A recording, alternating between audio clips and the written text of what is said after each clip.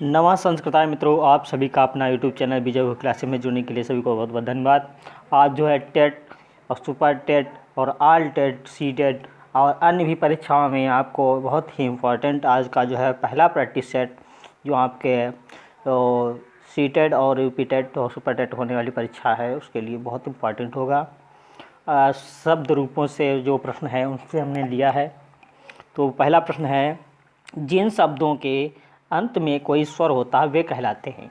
ठीक है, जिन शब्दों के अंत में स्वर होता है वे कहलाते हैं, क्या कहलाते हैं? व्यंजनांत, स्वरांत या विसर्गांत।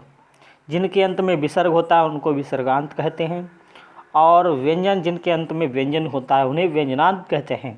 ठीक है, और इसमें क्वेश्चन में पूछा गया है जिन शब्दों के अंत में कोई स्वर होता है वे कहलाते हैं, तो क्या होगा? स्वरांत कहा जाएगा। क्या कहा जाएगा? स्वरांत कहा जाएगा। तो इसका विकल्प बी हमारा सही होगा, स्वरांत। अगला है प्रश्न, व्यंजन को जाना जाता है। तो व्यंजन को जाना जाता है अच नाम से, हल नाम से, विसर्ग नाम से, इनमें से कोई नहीं। तो व्यंजन को जो जाना जाता है वो हम लोग क्या कहते हैं? तो व्यंजन का अच जो है, अगर पूछा था स्वरों को जाना जाता है तो स्वरों को अच के नाम से जाना जाता है, और व्यंजन को जो है जाना जाता है वो हल के नाम से जाना जाता है। तो क्वेश्चन नंबर 2 का हमारा विकल्प कौन सा सही होगा? व्यंजन को कहते हैं तो हल के नाम से, व्यंजन का दूसरा नाम हल भी होता है। तो बी ऑप्शन सही होगा इसका। अगला क्वेश्चन नंबर 3, रामायण में विभक्ति वचन है। तो रामायण में आपको शब्द है राम शब्द का ये विभक्ति रूप बता रहा है, इसमें विभक्ति और वचन पूछ रहा है। तो क्या होगा? तृतीया एक वचन, तृतीया बहुवचन, प्रथमा एक वचन और द्वितीया एक वचन। तो क्या होगा? तो सबसे पहले शब्द रूप देता है तो एक वचन का पूछा गया है, तो तृतीया एक वचन में आपका बनता है, क्या होगा? तृतीया एक वचन में रामः रामम रामेण। तो तृतीया एक वचन में रामेण बनता है। और तृतीया बहुवचन में क्या बनता है?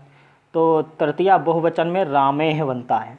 ठीक है, तो तृतीया बहुवचन में क्या बनेगा आपका? ठीक है, तो तृतीया में आपका बनेगा, तृतीया बहुवचन में बनता है रामे। तृतीया बहुवचन में रामेह बनता है। प्रथमा एक वचन में बनता है रामा। प्रथमा एक वचन में रामा। और द्वितीया एक वचन में रामम। द्वितीय एक वचन में रामम। ठीक है, क्या बनेगा? द्वितीय एक वचन में रामम। और पूछ रहा है कि रामायण में विभक्तियाँ, तो रामायण में विभक्ति वचन है, तो आपका कौन सा होगा विकल्प? तृतीया एक वचन होगा। इसका ए विकल्प सही होगा, क्वेश्चन नंबर 3 का ए विकल्प। अगला है, सप्तमी विभक्ति में गुरु का पूछा गया है। तो सप्तमी विभक्ति में गुरु का सही रूप होगा। तो सप्तमी में गुरु का जो है सही रूप पूछा जा रहा है। तो गुरु का सही रूप सप्तमी में बनता है क्या? तो प्रथमा में बनता है गुरु गुरुम गुरुणा गुरुवी, गुरु गुरु गुरव गुरु। ठीक है, तो सप्तमी विभक्ति में शुद्ध शब्द जो पूछा गया है तो आपका इसका विकल्प क्वेश्चन नंबर 4 का विकल्प बी सही होगा। क्वेश्चन नंबर बी सही होगा, इसका विकल्प बी सही होगा, गुरु। ठीक है, अगला है, पितुः पितृ शब्द का कौन सा रूप है? जो है पितु शब्द जो पूछा गया है ये पितृ शब्द का है। ठीक है, पिता का। तो पितृ शब्द का पितुः शब्द कौन सा रूप है? षष्ठी एक वचन, द्वितीया बहुवचन, प्रथमा बहुवचन और सप्तमी एक वचन। तो षष्ठी एक वचन में बनता है पितुः। ठीक है, तो षष्ठी एक वचन में बनता है पितुः। षष्ठी एक वचन में पितुः। ठीक है, षष्ठी एक वचन में पितुः और पंचमी में भी। ठीक है, तो षष्ठी और पंचमी और षष्ठी में उनका पितुः बनता है। और द्वितीया बहुवचन में पूछा गया है तो द्वितीया बहुवचन में बनता है पितृन। क्या बनता है? पितृन। ठीक है, तो क्या बनता है? पितृन। द्वितीया बहुवचन में पितृन बनता है। और प्रथमा बहुवचन में बनता है पितरा। प्रथमा बहुवचन में क्या बनता है? पितरा। ठीक है, तो पितरा बनता है। और सप्तमी एक वचन में, तो सप्तमी एक वचन में आपका बनता है पिता। ठीक है, सप्तमी एक वचन में क्या बनेगा? पिता। सप्तमी एक वचन में पिता बनता है। तो इसमें पूछा गया है पितुः पितृ शब्द का कौन सा रूप है? तो षष्ठी एक वचन में बनता है और पंचमी में भी बनता है। तो इसका विकल्प हमारा कौन सा सही होगा? तो क्वेश्चन नंबर 5 का ए विकल्प सही होगा, ए विकल्प। अगला क्वेश्चन नंबर 6, राजन। तो राजन शब्द का सप्तमी एक वचन में रूप होगा। ठीक है, तो राजन शब्द में जो है षष्ठी एक वचन में पूछा गया है, तो इसका क्या होगा? तो आपको बताना है। सभी मित्रों को आंसर देते रहेंगे सभी मित्र जो है, और वीडियो को लाइक शेयर अवश्य करें ताकि मित्र और अधिक से जुड़ सकें। तो क्वेश्चन नंबर 6 का जो है सी विकल्प सही होगा, रागी एवं राजन बनता है। तो क्वेश्चन नंबर 6 का जो है सी विकल्प सही होगा हमारा, रागी और राजन। अगला क्वेश्चन नंबर 7, अकारांत शब्दों से आप क्या समझते हैं? जिस शब्द का अंतिम वर्ण ह्रस्व आ हो और जिस शब्द का अंतिम वर्ण दीर्घ आ हो, जिस शब्द का अंतिम वर्ण ह्रस्व आ अथवा दीर्घ आ हो, उपरोक्त में से कोई सही नहीं है। तो क्वेश्चन नंबर 7 का विकल्प पूछा गया, अकारांत शब्द से आप क्या समझते हैं?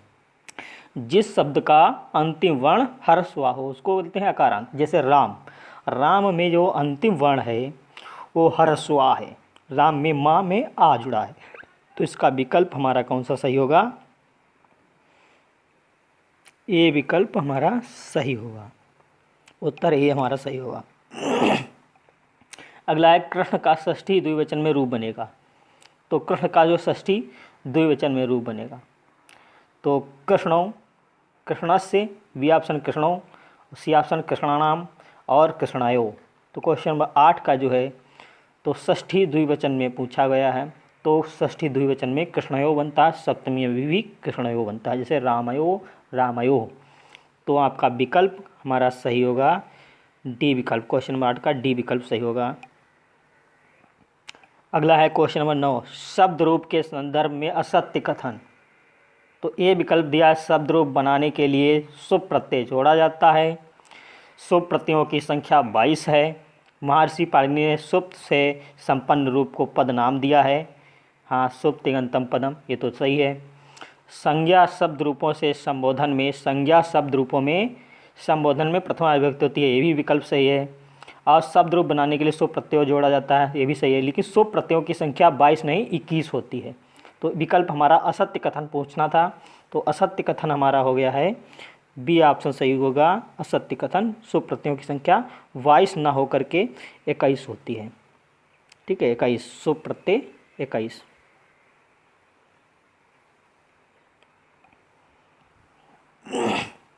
अगला बात क्वेश्चन नंबर 10, भानु शब्द की प्रकृति है। तो भानु उकारांत पुल्लिंग, उकारांत स्त्रीलिंग, उकारांत नपुंसकलिंग, उक्त सभी। तो क्वेश्चन नंबर 10 का जो है उकारांत पुल्लिंग, ये भानु शब्द जो है ये हमारा पुल्लिंग में ही आता है, इसका ना स्त्रीलिंग चलता है ना नपुंसकलिंग चलता है। तो इसका विकल्प हमारा कौन सा सही होगा? ए विकल्प सही होगा, उकारांत पुल्लिंग भानु शब्द की प्रकृति है। इदम सर्वनाम शब्द का इमा रूप बनेगा, तो ये आपको बताना है। तो सभी मित्र जो है उत्तर देते रहेंगे। तो इदम का पूछा गया है, इदम का जो है शब्द रूप पूछा गया है, क्या बनेगा? इदम सर्वनाम शब्द का इमा रूप बनता है प्रथमा बहुवचन में, द्वितीया बहुवचन में, ए और वी दोनों, तृतीया द्विवचन में। तो इदम का बताना है।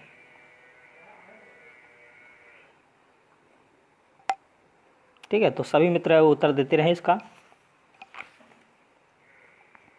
तो इसका जो है क्वेश्चन नंबर 11 का जो है सी विकल्प सही होगा, प्रथमा बहुवचन में भी बनता है इमा, द्वितीया बहुवचन में भी बनता है। तो हमारा विकल्प सी विकल्प सही होगा, क्वेश्चन नंबर 11 का सी विकल्प, ए और बी दोनों में। क्वेश्चन नंबर 12, जगत शब्द में चतुर्थी एक वचन का रूप है, जगते, जगतः, जगतो, जगदभ्या। तो इसका जो है जगत शब्द के चतुर्थी एक वचन का रूप होता है। तो क्वेश्चन 12 का ए विकल्प सही होगा, जगते। क्या होता है, जगते।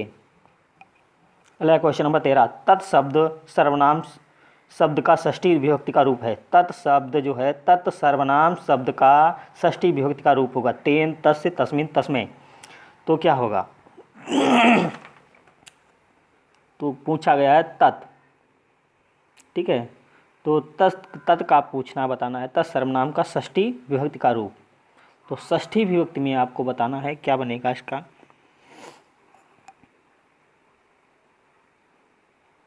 तो इसका 13 का विकल्प बी ऑप्शन से होगा, तस्य बनता है। 13 का बी विकल्प से होगा, तस्य बनता है, ठीक है, तस्य।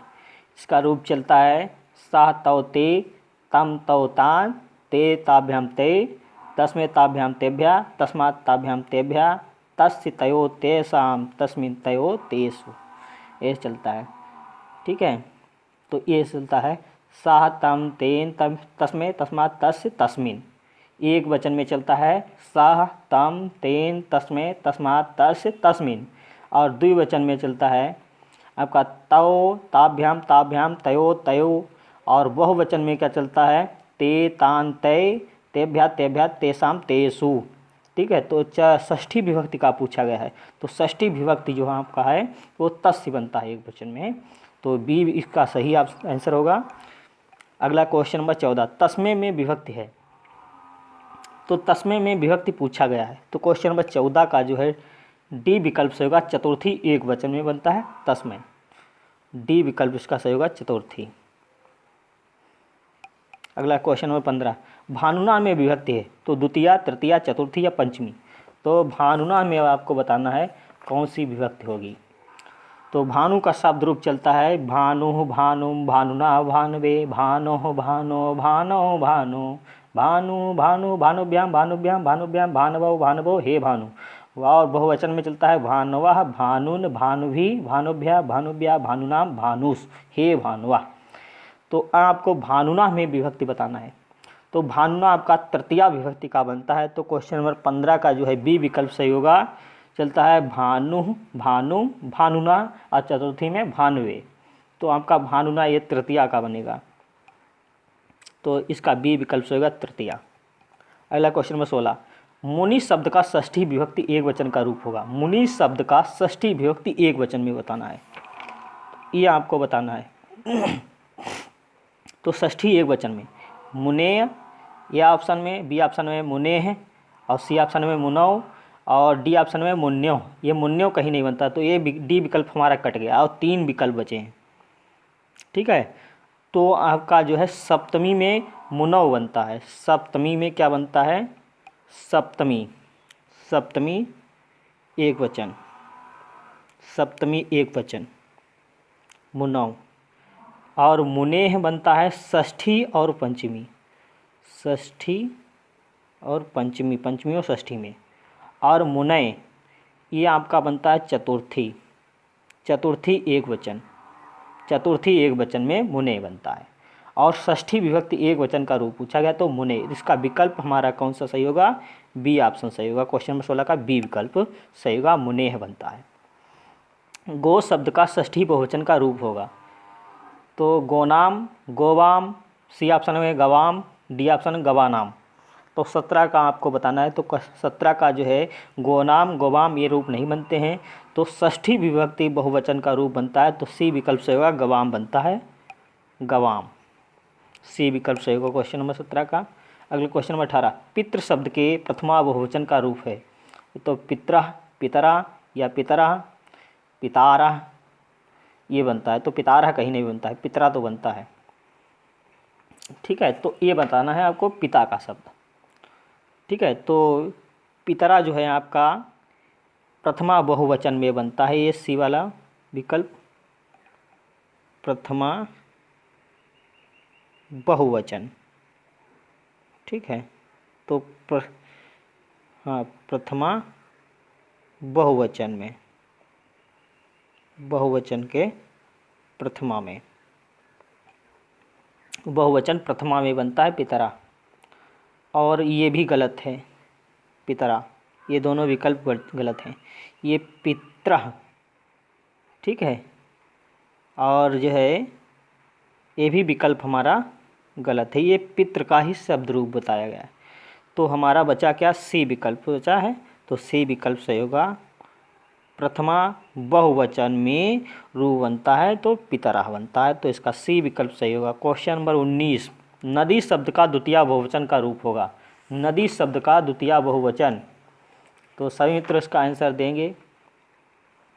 तो नदी शब्द बताना है, नदी शब्द का द्वितीय बहुवचन, नदी शब्द का द्वितीय बहुवचन क्या होता है, नदी, नद्यः, नदीन, नद्या। तो ये आपका बताना है, तो क्या होगा इसका, तो सभी मित्र आंसर देते रहें और अच्छे से बताओ क्या होगा इसका आंसर।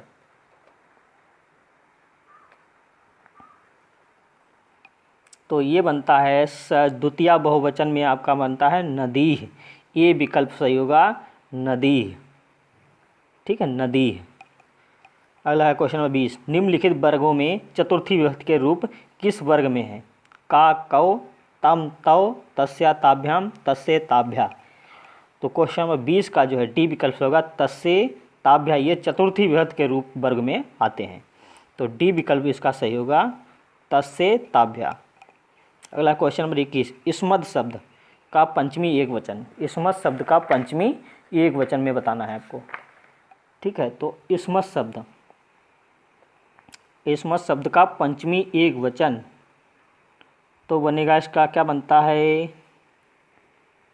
इस्मत शब्द का पंचमी एक वचन, सभी मित्र इसका बताएं क्या बनेगा। तो क्वेश्चन नंबर 21 का आंसर दीजिएगा। तो इस्मत शब्द का पंचमी एक वचन रूप बनता है, तो इसका त्वत बनता है, तो बी विकल्प सही होगा, त्वत बनता है, बी विकल्प सही होगा, इस्मत शब्द का बनता है। ठीक है, इस्मत शब्द का पंचमी एक वचन में क्या बनता है, तो इस्मत शब्द यही चलता है, तम, त्वाम, त्वया, तोभ्यम, त्वत, तब, त्वयिरे। ठीक है, त्वम, त्वाम, त्वया, तोभ्यम, त्वत, तब, त्वयिरे। और ये एक वचन का हो गया, तो आपका द्विवचन में क्या चलता है, युवाम, युवाम, युवाभ्याम, युवाभ्याम, युवाभ्याम, युवयोः, युवयोः। और बहुवचन में चलता है, युवम, उष्मानि, युष्माभि, युष्मभ्यम, युष्मत्, युष्माकं, युष्मासु। तो आपका त्वत चलता है, तो इसका बी विकल्प सही होगा हमारा, त्वत। अगला क्वेश्चन नंबर 22, इस्माभि रूप किस विभक्ति का तथा वचन का है।